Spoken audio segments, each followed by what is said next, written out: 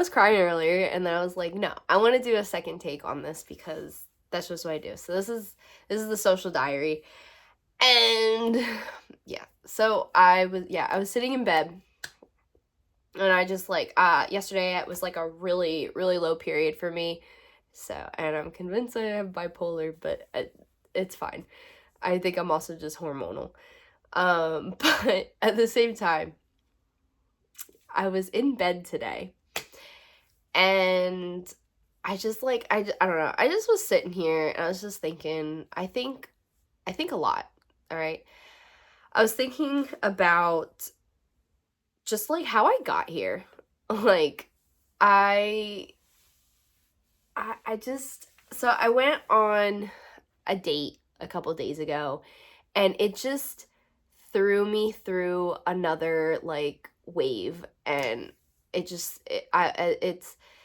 thank God I work, and I stay busy even when I claim I'm not busy, but I just stay busy. Thank God I have developed into that person, because that was not me 5 years ago. So it's cool. It's cool. It's a good time.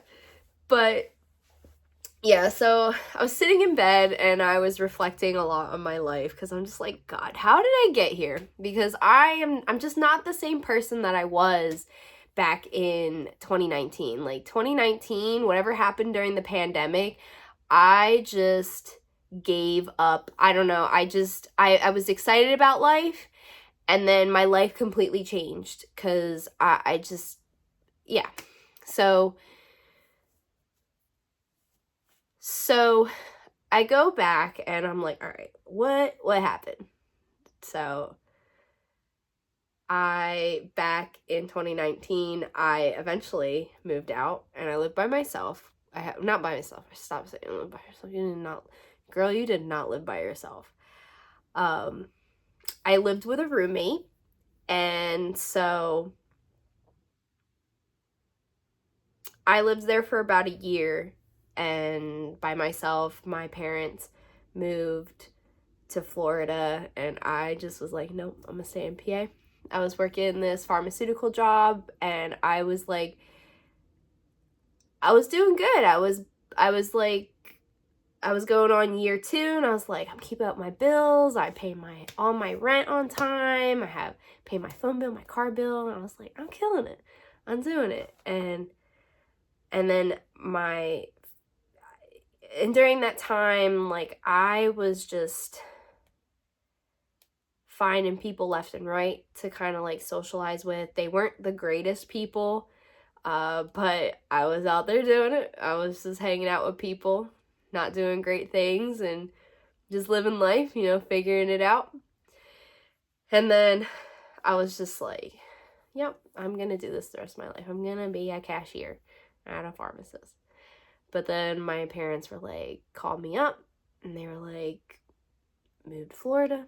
You're gonna go to school for free. And I was like, that sounds like a good deal. Because at first, I was gonna go there to be a pharmaceutical technician, because I just thought that was gonna be it. And yeah, so moved to Florida, moved back in with my parents, and I did that for about 2 years. About 2 years, I just was doing my thing. Very limited on socializing, because my main priority was college. Like, I'm thinking about it, I just even processing it right now. Like, college was like so important to me, to make sure I had the best grades. And I also was like doing student government, so the school was paying for my college experience. And I just was there from 8 o'clock until 5 o'clock in the afternoon. And I don't know. And I didn't, it wasn't a big college thing. So there was no like parties or anything. It wasn't university or anything. And so, yeah, I did college for 3 years. I think I was very isolated. I definitely was, because I didn't have time to like prior when I was back then I was like the people I said it was bad hanging out with. Yeah, I was partying. I was drinking. I was a mess. I was a huge mess, and it was a good time. I wasn't, I wasn't serious about dating and like all that. And she was, I mean, yeah, I was worried about being in a relationship with somebody, but at the same time I was like, nah, we're just gonna mess around. But anyway, yeah, I was in college. Like, I was scared to drink and then not be able to take a test the next day, or I was just, I was like, I can't risk this. Like, this is my one shot to get all this done. And learn and behold, I was in college nonstop for 3 years, and I graduated with a bachelor's degree, and that was super cool. And yeah, and like for the past, like after college, like I was freaking out, I'm not gonna lie, because like originally, okay, so the reason that I didn't become, I know I said in the beginning I was gonna be a technician. The reason that didn't happen was because when the classes started, and at that point I was like, no, I can smack in like 5 classes to start. And yeah, keep in mind when I talk about like me taking college classes, like I was taking the max number of classes I took. I think my final, or the semester before my final semester, I took 6 classes. I took 6 college classes just so I could get done in time. But anyway, regardless, I was in college all day long. Like I've been saying, I did college all the time. I didn't have time to like, yeah. Anyway, so yeah, that's why I switched from technician to business, because it wasn't on time. So yeah. But fast forward. Yeah, I ended up graduating with my bachelor's, and I freaked out for like a good 3 months, because I was like, or I'm still in it. I'm still in it right now. Like what I'm getting at is I've just been beating myself up for being isolated for so long, and I've been super lonely, and it's been taking like a huge toll on me, that I think today I finally snapped out of it, because I realized what it was.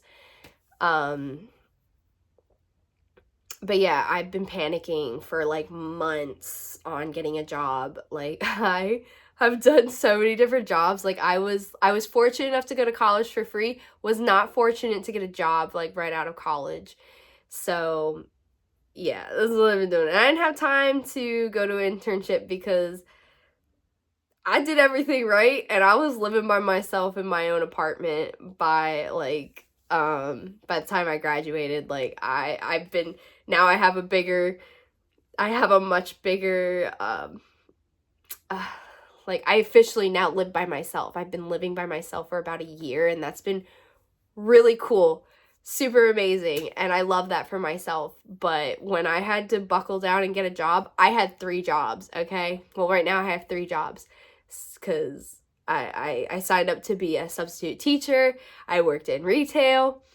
I worked at a grocery store. I hated that job. Hated that job. I was only there for like a month, and then I was like, here's my 2 weeks, because I found something else. But yeah, now I finally feel like I'm kind of in the right direction. Still haven't figured it out, but I'm not 30 yet, so that's okay. I don't have to have it all figured out. But my God, my mental has been like, my social and community has just been like changed. Because I do want to admit I've gotten a lot more picky about friendships and the type of community I want to be involved in. Because now, like, the way that I met people, I was meeting people that didn't consider a lot in life. Like, they didn't question a lot of things.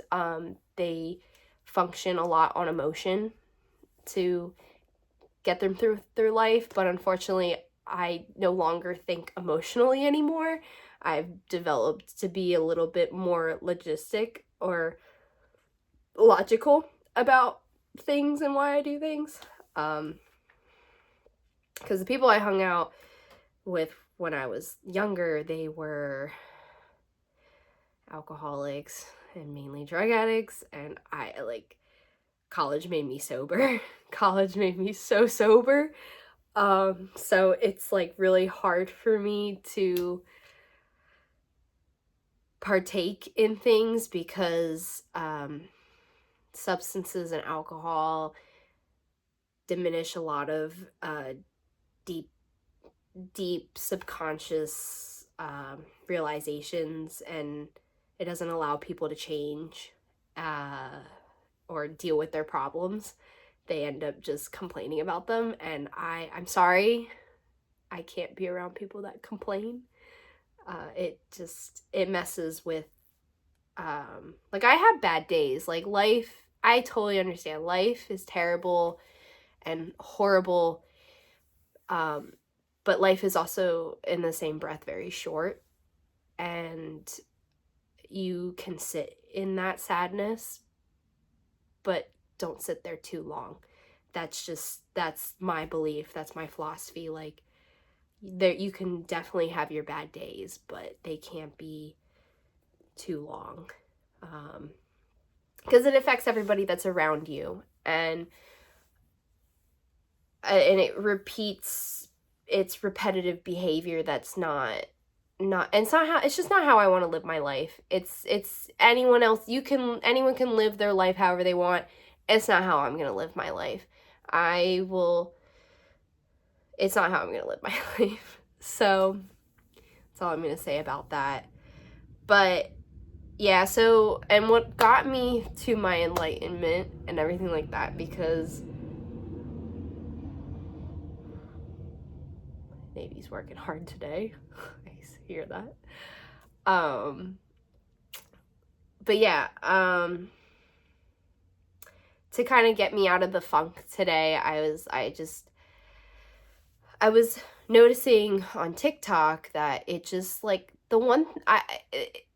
I think that was what was making me really, like, sad for the past couple days, because it somehow, TikTok just has this way of knowing, like, something's not okay. And so it was just showing me things that just, like, actually aren't important to me. And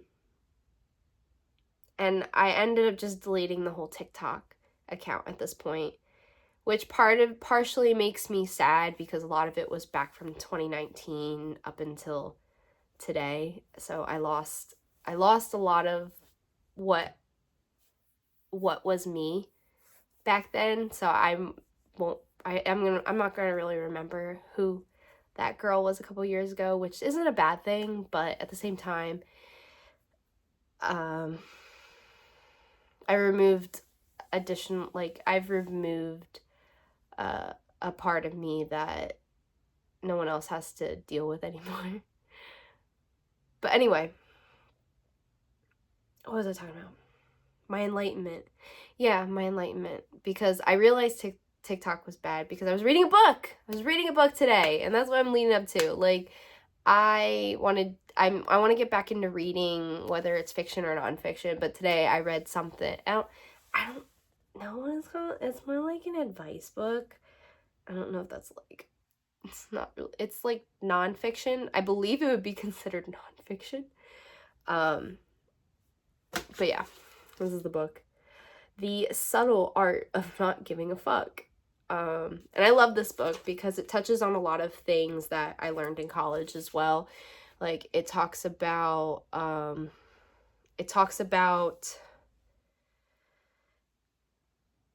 Buddha. It mentions Buddha and how he came to enlightenment. It also talks about relationships and goals and why it's not important to worry about certain things. It talks about perspective and, like, what that actually looks like and how you perceive yourself, but in reality people don't pay enough attention anyway. it also talks about something else that I've noticed is it mentioned a key thing about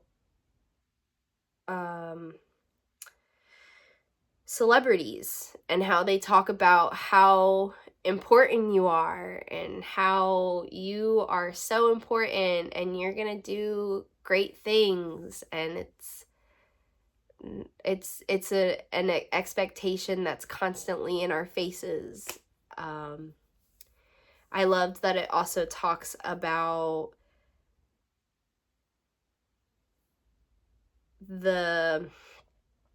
it also brings up the bands Metallica and the Beatles as well, in comparison to the drummer and the guitarist, and how they had different outcomes of their life and different perspectives.